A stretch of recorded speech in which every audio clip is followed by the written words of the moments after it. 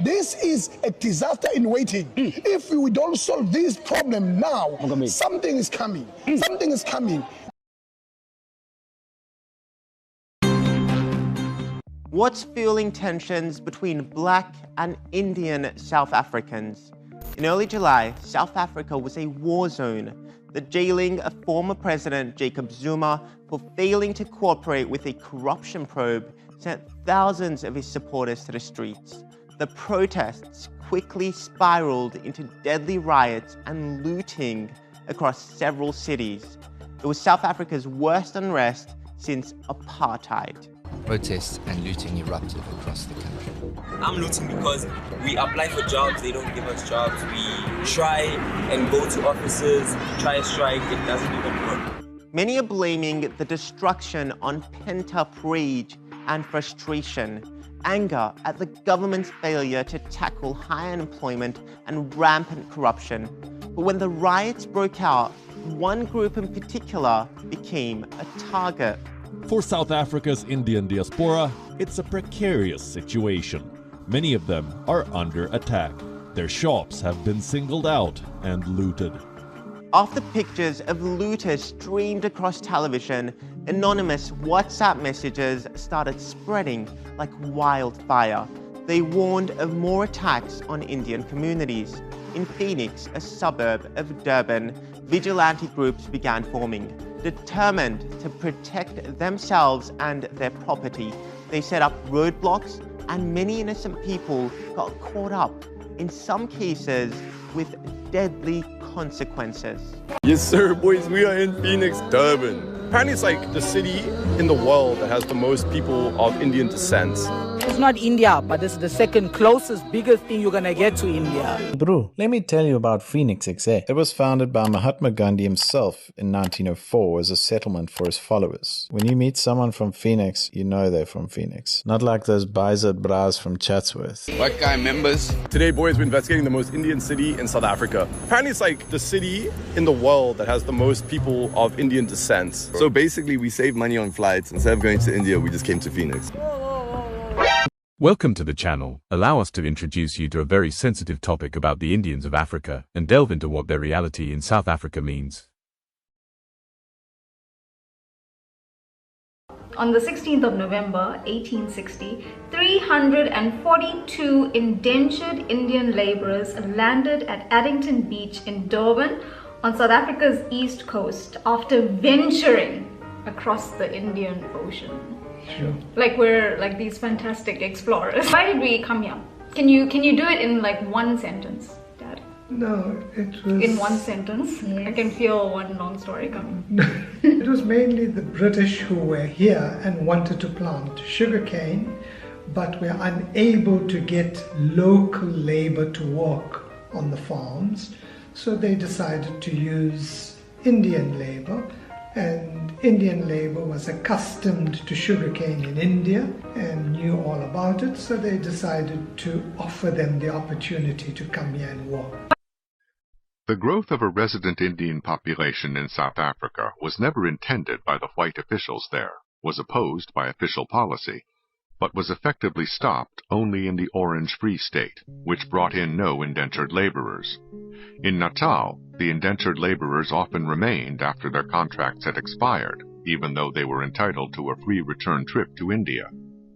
Only the need to placate the British colonial government of India prevented the law from being harsher and prescribing criminal penalties for failure to return home. While many Indians did return to India, many others did not. The latter either made the financial sacrifices necessary to purchase the pass, or else simply evaded the law. Their relative prosperity led others in India to sail directly to the Transvaal. As a resident Indian population grew, whites in the Transvaal created political pressure for restrictions on the Indians. The Orange Free State simply barred Indians entirely, and only a negligible number settled there in violation of the law. The early Indian market gardeners were largely illiterate people, living in shanty housing and carrying baskets of produce door to door to eke out a living. They were noted for their long hours of work, through the day and into the night. Some were seen weeding their gardens by moonlight. Only slowly over the years did they rise to a modest level of living, in some cases eventually buying a truck to deliver their produce, or moving from a shanty into a tiny house. Many Indians learned an African language and employed African assistants. They were hated by the Europeans as unfair competition and denounced by the Africans as exploiters. The government's issuance of licenses to engage in various trades likewise discriminated against the Indians, though it did not wholly exclude them. Indian resistance to discriminatory policies was organized by a young attorney from India named Mohandas K. Gandhi. His political career and non-violent resistance techniques began in South Africa before they were applied in India.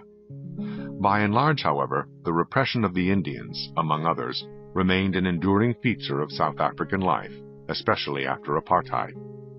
Relations between Indians and black Africans were also often marked by antagonism. In Durban in 1949, a fight between a black youth and an Indian shopkeeper escalated into a mass riot in which 142 people were killed. Despite the opposition of both blacks and Indians to apartheid, it was difficult for them to make common cause politically, though some cooperation slowly emerged. Still, ironically, black and Indian opposition to apartheid was itself largely separate racially. Another African-Indian riot erupted in Durban in 1985, with African mobs looting Indian stores and destroying Indian homes. Relations between Indians and Africans have not been easy over the years, and while there seems to be continued friction, life continues, as the two communities live, eat, work and school together in South Africa. And yes, it's true that this invisible uneasiness keeps politicians awake at night. The term Phoenix Massacre coming under the spotlight yesterday at the South African Human Rights Commission's hearings into the unrest.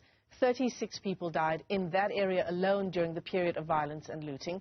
A number of racially motivated attacks were reported, which the Commission is now investigating. What we see is this very same arrogance where they make themselves proud and spit in the face of the bereaved families and spit in the face of our human rights as a black people, where they call themselves, they are heroes by slaughtering black people.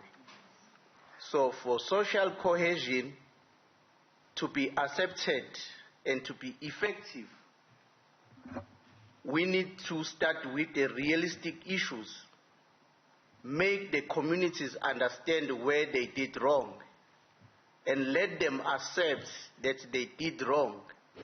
All Indians have historically been from 2 to 3% of the population of South Africa.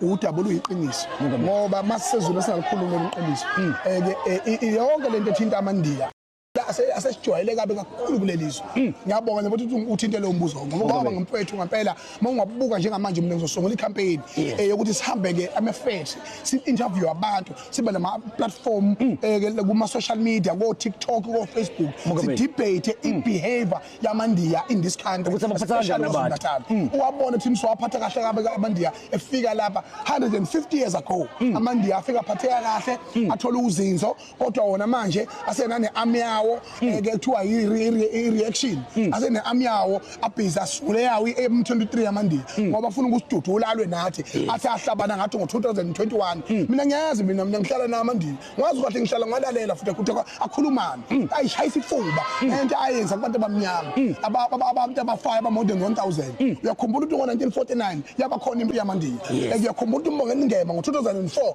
waze wabizwa uMandela ngayo indaba yamandiya ukuthi amandiya wafuthi bayivotela belungu siphilela uloto nopaka iphupho lakho mna naye izinto lezi engishoyo mina njengongizwe umlando kaMchunu ngithi mina if ugovernment wethu baba sezomchunu njengobaba wethu kwi-security cluster ngiyacela ukuthi kungenelele ukhuduze Phoenix akuma-drugs laphana iyona mkhumbi osaplayela zonke iy'ndawo lezi ezibulala izwe lethu ngiyacela ukuthi kungenelele lapho baba Mkhonazi kungenelele i-behavior yami isiphumile esandleni kulelizwe futhi mangabe ingasukunyelwa izogcina ngempela iphume esandleni awubuka ama call center amangenelo ama call center laphana ufika indiya reception ufika indiya ku HR ufika indiya li manager ufika indiya likuphi eningana nalo lenza ngathi likuphethe eke nehola makinati awuthola ibonus uyakhahlanyezwa unika ama semission ngo3 shiwa hewa ungazibelwa WhatsApp ningasulwadla ayethelela manje ayikho into angayenzi akhululeke aze naba kwaze kweqa. This is a disaster in waiting.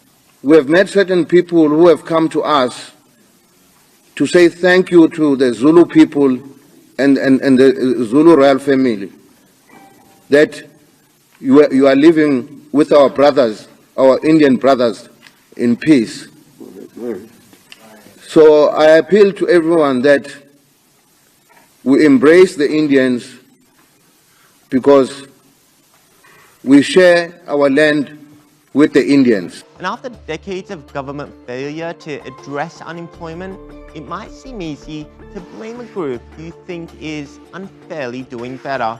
On the other side, that same failed government might force one group to take matters into their own hands when necessary.